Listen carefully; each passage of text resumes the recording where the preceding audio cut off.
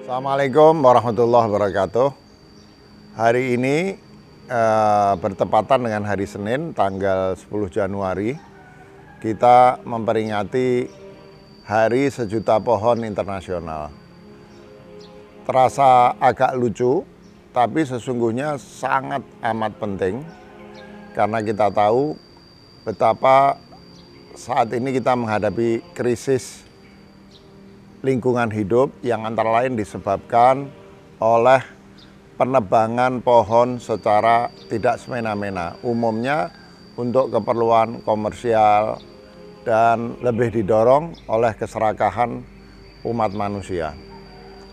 Maka kita pun perlu diingatkan tentang pentingnya menjaga kelestarian lingkungan, khususnya tanam-tanaman, pepohonan yang kita semua sejak kecil di sekolah sudah diajarkan tentang manfaatnya.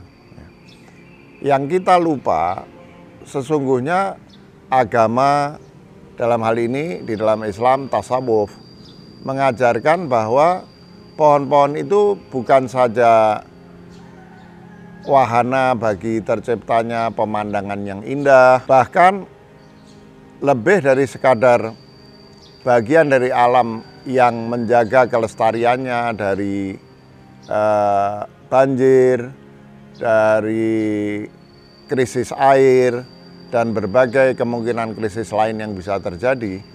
Pohon sebagaimana manusia, hewan, batu-batuan, semua saja ciptaan Allah Subhanahu wa taala adalah tanda-tandanya Allah Subhanahu wa taala. Kalau di dalam tasawuf disebut sebagai tajalliyat, sebagai manifestasi, sebagai ungkapan lahir dari batinnya Allah Subhanahu wa taala. Dan ini dibenarkan di dalam Al-Qur'an. Allah Subhanahu wa taala mengatakan sanurihim ayatina fil afaqi wa fi anfusihim. Disebutkan di dalam ayat itu bahwa Allah Subhanahu wa taala akan menunjukkan tanda-tandanya, ayat-ayatnya di dalam cakrawala alam semesta dan di dalam diri kita, ya. Manusia tentu saja adalah tanda-tanda Allah, bahkan dikatakan man arafa nafsah faqad arafa rabbah, siapa yang mengenali dirinya, mengenali Tuhannya. Bukan hanya manusia, bukan hanya bumi, tapi bulan, matahari, Mars, bahkan seluruh alam semesta yang selalu memuai, berekspansi dan tidak diketahui batasnya ini adalah tanda-tanda Allah Subhanahu wa taala. Di dalamnya termasuk juga pepohonan. Ya, pepohonan adalah tanda-tanda dari Allah Subhanahu wa taala. Sampai-sampai seorang sufi seperti Ibn Arabi memiliki tafsiran yang sangat menarik tentang salah satu ayat Al-Qur'an yang berbunyi wa qadha rabbuka an la ta'budu illa iyyah. Di dalam penafsiran biasa yang tentu tidak salah, salah satu cara menafsirkan yang benar, kita diajari untuk memahami ayat ini sebagai dan Tuhanmu telah memerintahkan agar kamu tak menyembah kecuali Allah. Ya, ini sekali lagi ini penerjemahan atau tafsir yang benar, tapi seorang sufi seperti Ibn Arabi memahami ini dengan cara memahami yang berbeda, yang memiliki keragaman dibanding cara pemahaman yang standar ini, yakni Ibn Arabi mengatakan bahwa kata qadha di situ artinya bukan qadha tasyri'i, bukan perintah, bukan Tuhanmu telah menetapkan sebagai satu perintah, tapi qadha takwini, jadi semacam sunnatullah yang manusia tidak bisa terhindar darinya. Sehingga ayat itu harus difahami begini, menurut cara pemahaman ini, dan Tuhanmu telah menetapkan sebagai suatu hukum yang tidak bisa kamu hindari, sebagai suatu sunnatullah, bahwa apapun yang kamu sembah, sesungguhnya ketika kamu menyembahnya, kamu sedang menyembah Allah. Ya, di dalam Fususul Hikam misalnya Ibn Arabi mengatakan bahwa sesungguhnya orang yang menyembah pohon, menyembah batu dan berbagai benda lain itu, dia sedang atau berkeinginan atau berniat atau mencari Tuhan, ya, di dalam penyembahan benda-benda itu. Saya tentu tidak ingin mengatakan bahwa menyembah pohon dan lain sebagainya itu adalah sesuatu yang benar. Tapi seorang sufi seperti Ibn Arabi sampai mengatakan bahwa sesungguhnya orang hanya keliru menyembah tajallinya Allah, ayatnya Allah, padahal maksudnya menyembah Allah. Karena di dalam Al-Quran pun dikatakan fa ainama tuwallu fathamma wajhullah, ya. Kemanapun kamu menghadap, di situ kamu melihat Allah.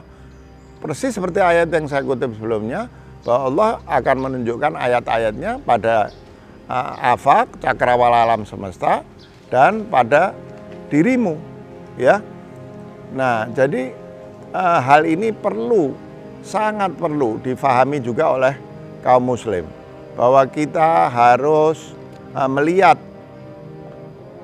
benda-benda, termasuk dalam hal ini pohon-pohon yang ada di alam semesta, sebagai tanda-tandanya Allah Subhanahu wa Ta'ala. Karena itu kita tentu harus menghormati, ya, kita tentu harus menghormati dalam arti tidak berbuat merusak terhadap alam, terhadap pohon, termasuk menebang pohon secara tidak semena-mena, ya. Karena itu saya misalnya meskipun tentu tidak membenarkan praktik-praktik menyembah alam, bisa memahami tradisi kita berupa sedekah alam, ya, sedekah laut, kadang disebut sebagai sesajen, selama itu difahami sebagai simbol penghormatan kita, rasa syukur kita kepada alam sebagai ayat atau tajallinya Allah Subhanahu wa Ta'ala. Memang di dalam Islam, di dalam tasawuf, di dalam aliran wahdatul wujudnya Ibn Arabi, semua ini adalah berasal dari Allah, tajallinya Allah Subhanahu wa Ta'ala.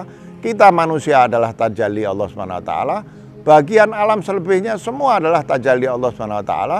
Sehingga sesungguhnya kita dan bagian-bagian alam lain saling bersaudara.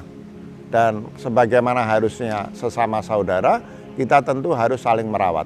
Alam merawat kita. Alam memberi kita makan, memberi kita minum, memberi kita pemandangan, memberi kita tempat berteduh, memberi kita air yang tanpa itu kita akan mati.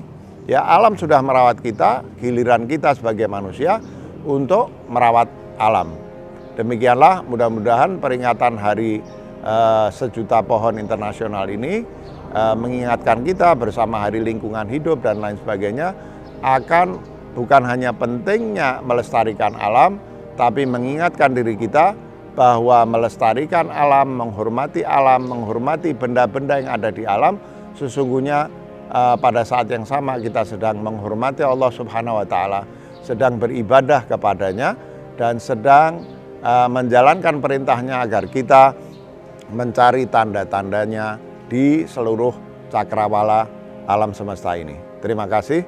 Assalamualaikum warahmatullahi wabarakatuh.